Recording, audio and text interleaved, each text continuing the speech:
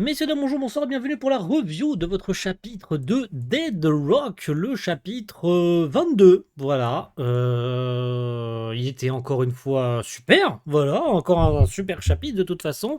Ça ne bouge pas, Dead Rock est toujours incroyablement parfait. Je dis ça parce que je suis en train de redresser ma cam. Voilà, c'est mieux comme ça, n'est-ce pas? On commence très bien cette vidéo, hein, n'est-ce pas? Chapitre 22, une danse de flammes et de loups. Alors, pour une question de praticité, ce mois-ci, je lis en français parce que j'ai pas eu le temps de le tourner quand il était encore en anglais. Maintenant qu'il est en français, voilà. Je vous dis pas que ça va être tout le temps le cas. Par contre, là, pour une question de praticité, comme il est sorti en plein milieu de la nuit et donc en journée, bah, j'ai pas eu le temps. Il est 17h30 au moment où je tourne cette vidéo, on est vendredi. Donc elle sortira pas vendredi. Et donc il est sorti très vite en français. Donc voilà, on fait les choses comme il faut. Cependant, on est toujours sur une review, on n'est pas sur une react, voilà, sachez-le, ça ne bougera pas, il n'y aura plus de réaction de toute façon sur le manga, puisque de toute façon il reste plus que ça sur du Mashima.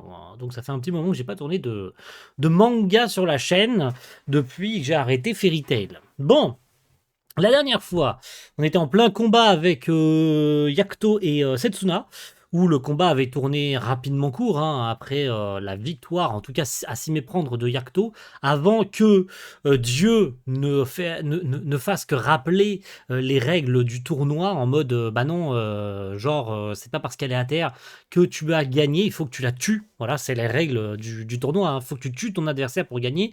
Ce à quoi Yakuto ne voulait pas le faire, voilà, puisqu'il voulait avoir Setsuna de son côté. On a vu le flashback de la vie de Setsuna avec son ami, j'ai complètement oublié le nom de son ami, mais on le reverra dans le chapitre, qui a priori aurait été, comment dire, manipulé par quelque chose, une espèce d'âme qui serait rentrée dans son corps et qui l'aurait fait agir bizarrement. Yuri, voilà, son ami Yuri. Et je vous le dis d'avance, hein, on a encore des indices dans ce chapitre 22. Eh bien, ça s'était terminé sur Eiji qui est entré en scène et qui transperçait Setsuna en plein ventre pour engager le combat suivant, c'est-à-dire la seconde demi-finale du tournoi Eiji contre Frey, qui est revenu sur le terrain, même si complètement dézingué. Il n'empêche qu'elle souhaite combattre jusqu'au bout, même si vu les titres de Mashima sur les réseaux, ça sent pas bon pour cette pauvre Frey. D'ailleurs, d'ici peu, je vais faire un petit short sur la chaîne. J'essaie d'améliorer les shorts petit à petit pour vendre un petit peu le manga, parce qu'on n'en parle pas beaucoup de Dead Rock. Donc, il y a le 3e tome qui est sorti il y a quelques jours de ça. J'ai envie d'en faire une petite pub sur une petite vidéo de 2 minutes. Je pense que ça fait le café. Donc, ça va me permettre de vous en parler brièvement. Donc, ce chapitre 22, une danse de flammes et de l'eau. D'ailleurs, nous avons Chako, ou je ne sais plus comment elle s'appelle en version humaine. En tout cas, ce qui est sûr, c'est qu'elle est là. A priori, en mode humaine. Et on a une espèce de drapeau avec un oiseau derrière. D'ailleurs, un petit perroquet tout mignon. C'est sympathique. Ces derniers temps, j'ai souvent été sous forme d'oiseau. Alors j'ai pensé que je pourrais me transformer en belle jeune fille pour une fois. Pourquoi pas? Pourquoi pas? J'avais pas lu la traduction en VF. Alors, du coup, qu'en est-il de ce chapitre 22? Donc Frey, qui entrait en scène dans la fin du chapitre précédent, qui avait donc son bras aussi, ça c'était étonnant, puisque son bras avait été arraché en fait. Donc il a été recollé. Et on en est là. Du coup, voilà, tout le monde fournit ses explications. J'ai essayé de l'arrêter. J'ai zombifié son bras droit pour elle. Voilà, j'ai zombifié son bras droit et je l'ai raccroché. En fait, c'est aussi simple que ça. Elle a zombifié son bras droit pour lui permettre de l'utiliser. Puisqu'a priori, elle peut même zombifier des parties de corps humain. C'est quand même sympa à savoir, du coup, ça lui a permis de récupérer son bras droit et de le racoller. Ça va lui faire mal quand même, on va pas se mytho. Mais elle est là. Je devrais mourir même si je ne peux plus combattre, pas vrai? C'est vrai. Quoi qu'il advienne, elle doit mourir de toute façon. Enfin, le combat est inévitable, donc elle préfère rentrer sur le terrain et combattre, quitte à en mourir, plutôt que de mourir. Enfin, tu vois où je veux en venir, quoi. Je préfère mourir dans l'arène, quoi. Alors, je préfère mourir en te combattant. Effectivement, c'est tout à fait logique. Elle a l'âme d'une guerrière et on sait qu'elle a aussi atteint un certain niveau. Les fameuses routes, origin routes, mentionnées par Dieu, c'est-à-dire atteindre le point culminant de sa puissance avec les flammes d'Ifrit. Et c'est comme ça qu'elle avait gagné son duel d'ailleurs, hein, contre Luzen, hein, où elle avait atteint ses fameuses origin routes, c'est-à-dire la pleine puissance de ses origines. Et c'est pour ça que pour moi, elle n'a pas à languir. Alors, elle va peut-être galérer parce qu'elle est blessée. Et c'est clairement, il n'y a clairement pas assez eu de temps pour qu'elle se remette complètement. On rappelle qu'elle a la mâchoire pétée, elle s'est fait arracher un bras, elle a toujours ses blessures apparentes, tu la vois avec plein de bandages et tout. Il y a très peu de chances qu'elle s'en sorte vivante, hein. Vraiment, hein. Maintenant, on connaît le schmilblick. Elle meurt, mais peut-être qu'elle sera ramenée à la vie par Mikoto. C'est une option. Mais voyons voir ce qu'il va voir. Voyons voir ce qu'elle en dit, hein, du coup. Avec des blessures, il n'y a pas moyen. Et il est probablement assez fort. On se revoit en finale, Yakuto. Voilà. Alors on se revoit en finale parce qu'elle est certaine de gagner, hein. On espère, au prix, évidemment, que Mikoto gagne. Que Mikoto gagne, n'importe quoi, que Frey gagne, pardon. Tu peux l'emmener loin d'ici, s'il te plaît? Effectivement, hein, du coup, cette pauvre Setsuna qui est là, qui a rien demandé, dont le bras gauche avait été pulvérisé par Yakuto, ce qui signifiait sa victoire, elle pouvait plus se battre en fait, hein. Mais Eiji qui était venu en remettre une couche, c'était abominable. Mais quoi qu'il en soit, il l'emmène, il ne dit rien, et il s'en va et il quitte l'arène. D'abord Yen et maintenant Frey. Si son corps reste, je la transformerai en zombie. Voilà, je vous l'ai dit. Maintenant, et c'est ce que je mentionnais sur les réseaux sociaux, ce que j'aime beaucoup dans le pouvoir de Mikoto, c'est qu'il y a une limite quand même. C'est-à-dire que si le corps est pulvérisé, comme a pu l'être Yen ou encore Kuga, hein, l'ancien serviteur de Yen, d'ailleurs c'est dans ce tome 3, je rebondis là-dessus parce que c'est dans ce tome 3, hein, du coup, hein, il y a un tome entièrement dédié à Yen, du coup, c'est pour ça que le tome 4, le tome 4 je sais pas à qui il sera dédié parce que ça se termine sur le chapitre, si je dis pas de conneries, hein. Je n'ai pas envie de vous dire de bêtises, on a du chapitre 8 au 12. Donc en vrai, je sais pas trop à qui sera dédié la cover du tome 4, mais peut-être à Mikoto. Je crois que c'est Mikoto sur la cover du tome 4. Donc ok. Ok, mais au moins elle meurt pas du coup. Mais peut-être d'ailleurs que le tome 5, si je me trompe pas, ça sera peut-être Ryzen dessus.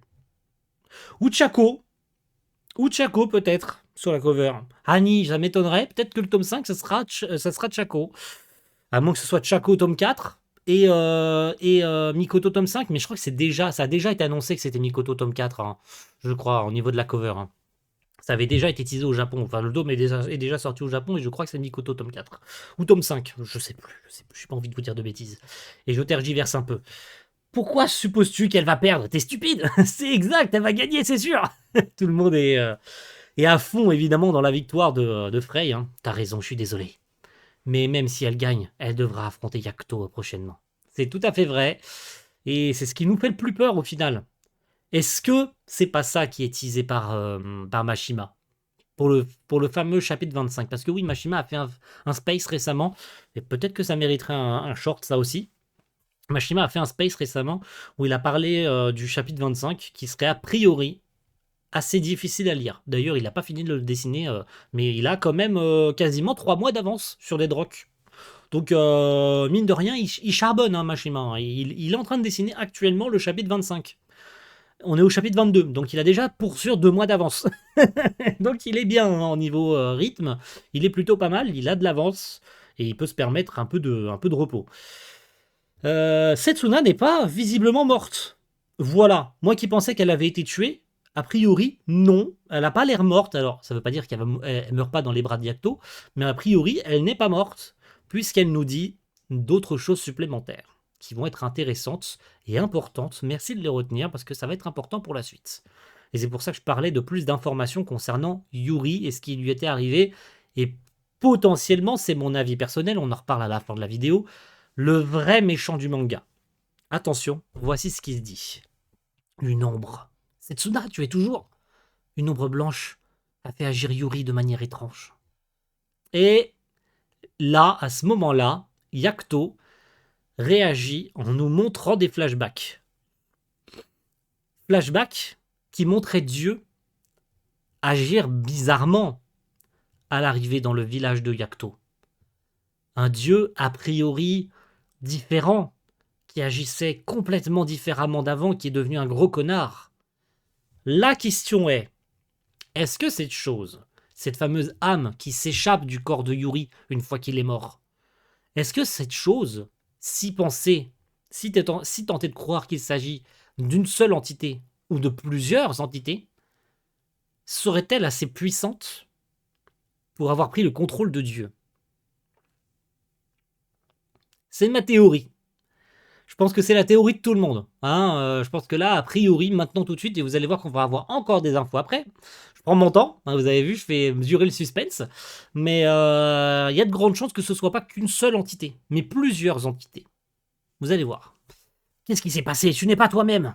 Quelque chose ne va pas. Quelque chose ne va pas, par contre. Excusez-moi. Et donc, c'est Tsuna qui tombe dans les pommes, ou qui meurt dans les bras Yakuto, on ne sait pas. Mais on ne sait pas si elle meurt ou si elle est pas morte. En tout cas, on n'en sait rien. Mais il y a de grandes chances qu'elle finisse par qu'elle meure tout simplement dans les bras de Yakuto avant d'avoir balancé ça, parce qu'on rappelle qu'elle a un gros trou dans le ventre, après ce que lui a fait Eiji. Donc ça m'étonnerait pas qu'elle ait donné ses dernières paroles avant de mourir. Voilà. Mais on n'est jamais sûr de rien avec Mashima. De toute façon, elle peut tout à fait revenir grâce à la magie de Mikoto, de nécromancie. Donc c'est pas impossible qu'on la revoie. Son corps est intact, donc il n'y a rien qui prouve qu'il va pas la ramener zombifiée. C'est mieux que rien, j'ai envie de dire. Mais l'information, elle est là, elle est importante, et je pense qu'il faut absolument la retenir pour la suite. Le match de demi-finale Frey contre Eiji va maintenant commencer. Qu'est-ce qui va se passer? C'est absurde. Me battre contre une personne avec un bras recousu, et à bout de force qu'elle perde de temps. Mais, elle a pas dit son dernier mot, la Frey. Et non, il la sous-estime énormément. Il la sous-estime, le ref, parce elle lui fonce dessus. Et bim, un gros coup de crochet du droit, avec le bras recollé en plus. Hein. Attention, hein. Le bras recollé, elle s'en sert pour lui mettre une bonne grosse droite dans la gueule. un bon gros crochet du droit, et tu l'as pas vu venir dans la mâchoire, mon pote. Je crois que tu as sous-estimé ton adversaire. Je vais donner tout ce que j'ai. Oh là là, ça mérite une miniature, ça. Ça mérite une minia, les gars. Si je mets pas ça, ma mère la pute, si je mets pas ça en miniature. Voilà, c'est dit. Ma mère la pute si je mets pas ça en miniature. Bon. Et Eiji commence à la prendre au sérieux, il a pas le choix. Je veux dire, c'est logique. Hein. Elle se défend très très bien, elle tape fort. Voilà. C'est vrai que elle a battu Luzen. Je suppose que je devrais passer à la vitesse supérieure. Mais oui, il serait temps que tu la prennes un peu au sérieux hein, quand même. Hein. Donc ça y est, il accélère le pas et d'un seul coup, c'est différent. Hein. Le match devient tout de suite plus compliqué pour Frey, hein, puisque le frérot, on ne connaît pas véritablement ses capacités. Hein. Il a, comme Yakuto dans les précédents matchs, fait quasiment un one-shot en fait. Donc...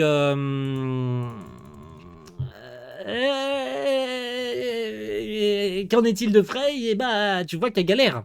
C'est logique. Elle galère. Hein. En plus, elle a toujours probablement ses douleurs. Donc, ça aide pas. Hein. Elle s'est fait complètement dézinguer contre Luzen. Donc, je pense qu'elle doit souffrir le martyr, hein, la pauvre. Hein.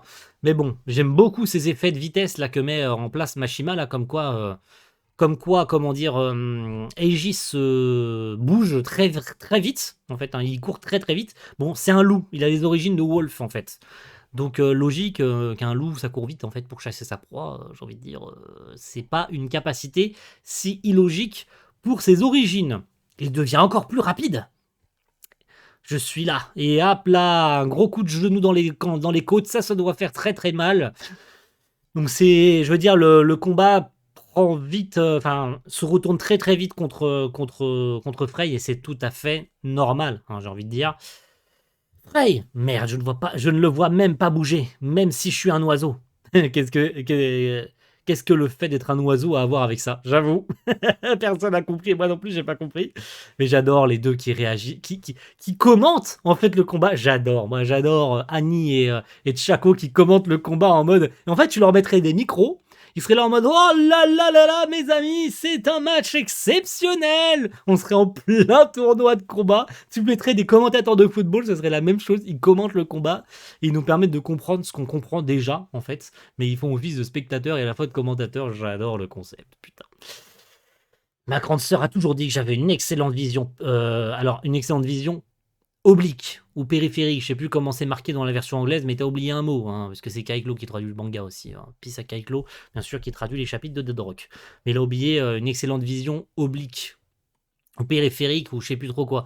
Parce que du coup, elle arrive quand même, malgré sa vitesse, à le retrouver et lui mettre un autre crochet du droit dans la mâchoire. Eh oui! Eh oui, elle n'a pas dit son dernier mot, même si elle n'arrive pas à le suivre. Elle arrive malgré tout à le retrouver et à lui flanquer un bon gros crochet encore une fois, pour la deuxième fois d'affilée, alors que monsieur va très très vite quand même. Hein. Ce qu'il fait évidemment tomber au sol très logiquement, hein, ça le stop net, et ça le fait, et j'adore encore une fois hein, ce visage déformé par le coup de poing dans la mâchoire, ça j'adore, mon Dieu. C'est très très stylé, la foule est en délire. Parfait. Bon, ça y est, il la prend enfin, encore une fois au sérieux. Hein, il lui tournait autour en lui mettant quelques petits coups histoire de jauger le truc, mais ça y est, vu le petit sourire, c'est que il passe à la vitesse encore supérieure. Il a passé la première, et cette fois-ci, il passe la deuxième. Que va-t-il se passer? Yakuto qui revient. Comment va Frey? Yakuto. Elle lui donne du fil à retordre. Elle gagne. Je dirais que les chances sont de 6 contre 4 en sa faveur. Bon, je sais pas d'où elle sort ses statistiques, mais bon. C'est bien qu'à rien, on prend les choses. Mais elle a l'air quand même épuisée. Ah, logique, hein. Logique, hein. Je vous l'ai dit, elle n'a pas eu le temps de se remettre de son combat contre Luzen. Et là, attention. Attention. Dernière case qui a été dédiée à Raizen. Continue sur Raizen. Pourquoi? Attention, je vous disais qu'on allait avoir encore des informations. Et là, quelqu'un, nouveau perso, qui est Tumurov. Mais a priori, il est là. Il a un 0 barré dans le dos d'ailleurs. Référence ou pas, je sais pas. Mais un 0 barré. Voilà. En tout cas, ça fait immédiatement réagir Raizen, qui, quand il voit l'homme dans la foule se retourner et partir, et on voit son visage à cet homme, et on comprend que cet homme est lié à la fameuse princesse, chapitre 2 ou 3 de Dead Rock d'ailleurs, hein, qu'on nous teasait dans le passé de Raizen. Donc, ça y est, ce serait le moment du flashback de la vie de Raizen, qui est mort, ensuite en passant, il est zombifié, donc il est mort dès le début du manga en fait. Mais a priori, on va enfin avoir des infos sur le passé de Raizen et cette fameuse princesse, cette fameuse malédiction, cette fameuse épée qu'il appelle la princesse. Est-ce que la princesse n'a pas été, son âme n'a pas été emmenée dans cette épée? C'est la théorie, mais je pense qu'on aura très vite les réponses. Mais attendez, c'est pas fini. Qu'est-ce qu'il fait ici? Raizen, désolé, encouragez-la pour moi. Il va donc partir à la poursuite de cet homme, c'est logique, hein. Il a l'air de lui vouer une haine viscérale, ce serait logique puisque ce serait a priori de sa faute si la princesse, ou ce qui est arrivé à la princesse, on peut supposer que Raizen, c'est je pense la chose la plus logique, hein. Le gars c'est un guerrier, il y a de très grandes chances que soit c'était un mercenaire, et il y a très peu de chances que ce soit ça, et de deux, et ça pour le coup c'est le truc le plus logique qu'on puisse penser sur Raizen, c'est qu'il était le chevalier protecteur de la princesse. Allez savoir à quelle strate ça se trouvait, mais il y avait probablement un royaume dirigé par une princesse, qui était reine, ou soit princesse, je sais pas, mais a priori ça a l'air d'être plus princesse que reine, et il était très probablement son chevalier protecteur. Mais il n'a pas réussi à la protéger, elle a été, on le voit sur cette case, je veux dire c'est révélateur, transpercée par une épée. Cette épée qui était probablement chargée d'une malédiction, est-ce que elle est morte? Est-ce que son âme a été transférée dans l'épée? Est-ce que cette épée n'a pas simplement créé une malédiction qui l'a endormie ou tuée sur le coup? Allez savoir, on aura plus de réponses. Mais attention, que fait le meurtrier de la princesse à Dead Rock? Le meurtrier. Faudrait que je relise ce qui est marqué en anglais. Je ne sais pas si c'est marqué meurtrier, parce que toujours les tics de langage en anglais, des fois, ils aiment bien utiliser des termes bien spécifiques. C'est pour ça que je parlais de la fameuse vision de Mikoto. Il a oublié un mot, hein, il y a vision oblique, je crois. Hein. Je vais vous le dire tout de suite. On n'a pas de temps, on a du temps. Je vais vous le dire immédiatement de quoi il est question hein, dans la version anglaise. Il est question de... On le lit tout de suite, vous en faites pas, ça va être très vite. Hop, on va lire en version anglaise ce qui se dit. Hop, on va voir tout de suite, vous et moi, de quoi il est question dans la version anglaise. Tac. Une vision dynamique. Voilà, une vision dynamique. Et donc, concernant Ryzen, il dit The Princess Murderer, donc le meurtrier de la princesse. Bon. Au moins, c'est plutôt clair, c'est bel et bien le meurtrier de la princesse.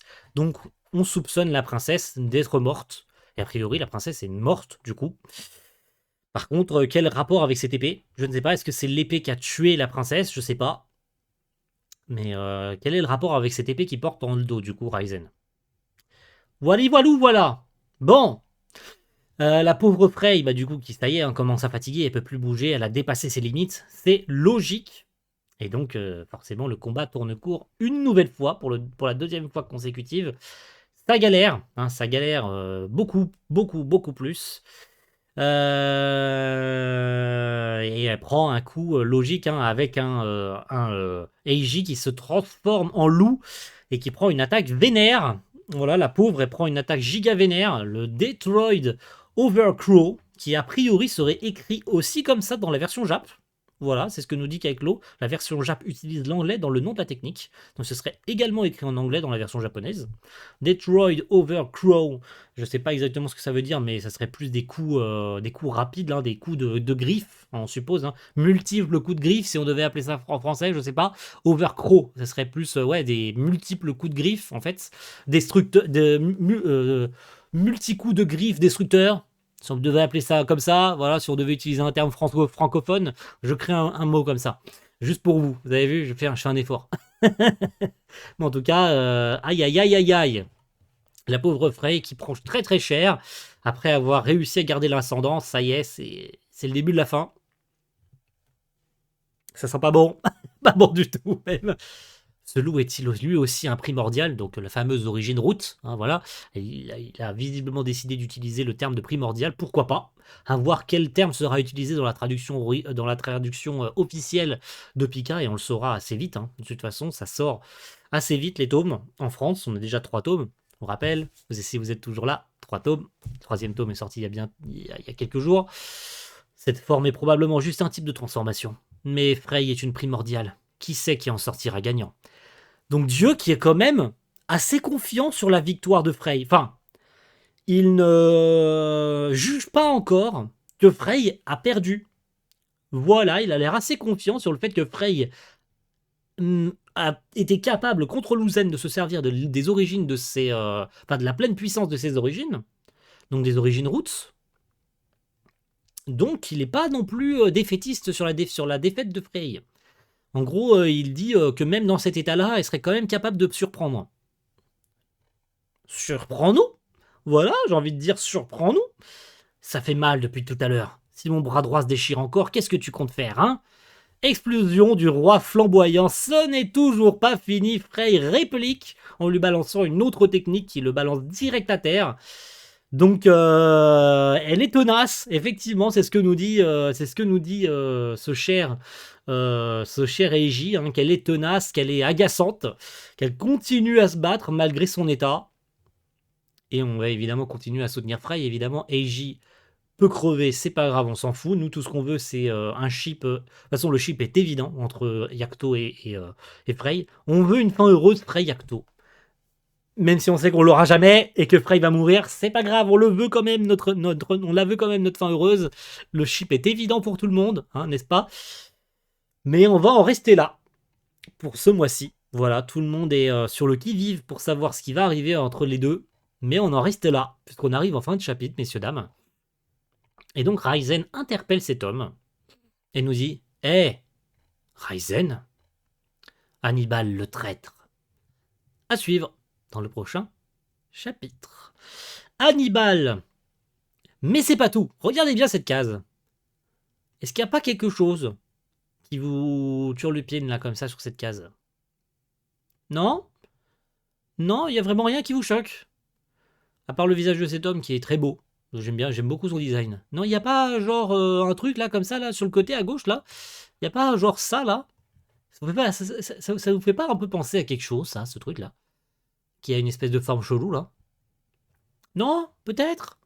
Genre le truc qui contrôlait Yuri? et qu'il l'a fait agir bizarrement? Est-ce que ce gars n'est pas lui aussi manipulé par cette chose? Qui est-il, à part le fait qu'il s'appelle Hannibal et que c'est un traître? Parce qu'a priori, ce serait lui le meurtrier de la princesse. Est-ce qu'il n'a pas lui aussi été manipulé et c'est à cause de ça qu'il a tué la princesse? Est-ce que Dieu est pas manipulé par ce truc-là aussi? Eh, est-ce qu'on n'a pas en face de nous un indice de plus sur quel est le vrai antagoniste du manga? Qu'en fait, c'est pas du tout Dieu, l'antagoniste du manga. Dieu n'est pas un fils de pute. Dieu est juste contrôlé par une entité qui le dépasse et qui est a priori, parce qu'on parle de Dieu quand même, hein, de Dieu, voilà, le mec le plus fort du monde, de l'univers en fait. Ça veut dire que quelque chose serait encore plus fort que Dieu, ou bien il aurait profité d'une faiblesse de Dieu, donc il connaîtrait la faiblesse de Dieu, t'as capté? Chose qu'on attend toujours la réponse d'ailleurs, hein, quelle est la faiblesse de Dieu? On attend toujours, et c'est dans le thème du tome 3 d'ailleurs, en plus de Raizen, enfin en plus de Yen, bah on a le passage dans la forêt avec Magu Magi et les faiblesses de Dieu, hein, voilà, le fameux grimoire hein, qui récupère. Parce que oui, le tome termine sur Yakuto, dragon noir et blanc, d'ailleurs. Voilà. Donc on est en plein encore dans le combat contre le professeur adjoint. Et ça terminera dans le début du tome 4, du coup. T'as capté. Mais il y a de fortes chances qu'on ait un indice de plus, là, maintenant. Et on va devoir attendre un mois pour avoir plus de réponses. Donc on est encore une fois sur un chapitre excellent. Je suis désolé, même s'il est moins... Alors je vais pas dire moins captivant. Je veux dire, il est assez prévisible. Je veux dire que Frey est pas l'ascendant sur Eiji. Par contre, Eiji, soit le mec il cache encore il cache encore des trucs, soit il est moins fort que prévu. Parce que quand même, Eiji, soit le gars il sous-estime énormément Frey, ou bien il est juste nul. Parce que si le gars était aussi fort, il aurait dû gagner en une fraction de seconde face à Frey. Là pour le coup, le combat a l'air assez équilibré, non? Enfin, a priori, de ce qu'on voit, en fait, il n'a pas l'air d'avoir plus l'ascendant que ça. Il l'a un peu parce que Frey, elle est quand même fatiguée de son combat précédent, elle s'est pas remise, elle a encore plein de blessures qui la font atrocement souffrir, excusez-moi, mais il n'a pas plus l'ascendant que ça. Je veux dire, Frey réplique et il a quand même des blessures. Donc soit il n'est pas aussi fort qu'on le pense, soit le mec il n'a pas joué toutes ses cartes. Et dans le cas présent, ça expliquerait le fameux chapitre 25. Et donc le combat pourrait traîner jusqu'au chapitre 25. Maintenant, on est sûr de rien, bien sûr. Mais en tout cas, une chose est sûre, ce sera la phrase de fin de cette de cette review, pardon. Excusez-moi, je vous ai dit au départ que c'était pas une react. Le fin mot de ce chapitre 22, c'est que le manga, ça a été confirmé aussi par Mashima lors du Space, que Dead Rock va durer plus longtemps que prévu. On va largement dépasser les 4-5 tomes prévus au départ. Et ça, c'est bien. Et c'est bien parce que le récit est parfaitement maîtrisé. Le défaut, le défaut. Lapsus révélateur. Le manga n'a pour l'instant pas grand chose au niveau des défauts en fait. On peut pas lister grand chose comme défaut en fait dans le manga. Pour l'instant, le lore se met en place. Enfin, le lore se développe au fur et à mesure. Des persos meurent mais ne reviennent pas. Et ça fait plus d'un an que le manga a commencé. Et il n'y a rien qui définit encore quel est le méchant final. On s'est fait bait, c'est peut-être pas Dieu en fait le méchant final, et Kyakuto en fait il s'en prend à la mauvaise personne. Alors c'est Dieu qui a tué ses parents, c'est véridique, ok, c'est bien le cas, qu'il veuille se venger de lui parce que bah voilà. Mais si derrière il apprend que c'est pas vraiment Dieu, mais c'est quelqu'un d'autre, est-ce qu'il va changer son fusil d'épaule, le Yakuto? On verra ça dans le mois prochain. Je pense qu'on va avoir plus de réponses. Merci à tous, et rendez-vous le mois prochain pour le chapitre 23, parce qu'à mon avis, il va encore se passer des dingueries. A plus tout le monde. Ciao. Bye.